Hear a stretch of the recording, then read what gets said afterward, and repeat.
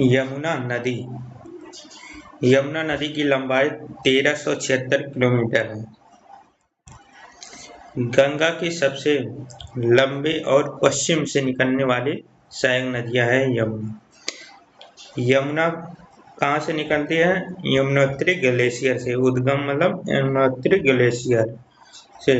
यमुना नदी गंगा से प्रयागराज नामक स्थान पर मिलती है।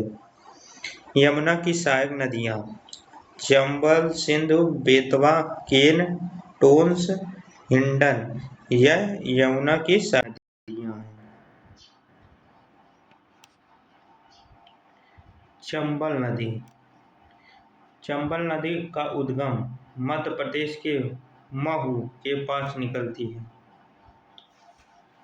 चंबल की सहायक नदियाँ बनास, क्षिप्रा, काली सिंधु, पार्वती यह 3 राज्यों से भारत में बहती है। मध्य प्रदेश, राजस्थान व उत्तर प्रदेश से बहती है।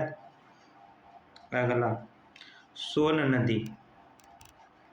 उद्गम अमरकंटक से निकलती है। सोन नदी अमरकंटक से निकलती है।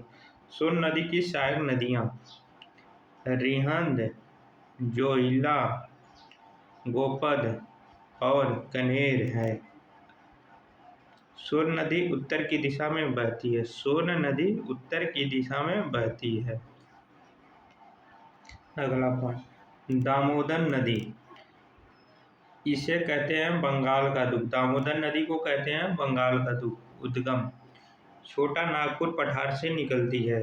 दामोदर नदी। दामोदर नदी की सहायक नदियाँ वराकर, कोनार, बोकारो और जमुनिया नदी है। ये दामोदर नदी की सहायक नदियाँ हैं। नोट तिलैयाबाद बराकर नदी पर है। तिलैयाबाद बराकर नदी पर है। अगला पॉइंट रामगंगा नदी।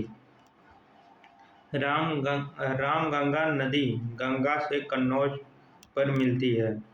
रामगंगा की सहायक नदियाँ खो, अरिल, गंडक। गंडक नदी। उद्गम गंडक नदी काली गंगा और त्रिशूल गंगा नदियों से मिलने से बनती है। गंडक नदी।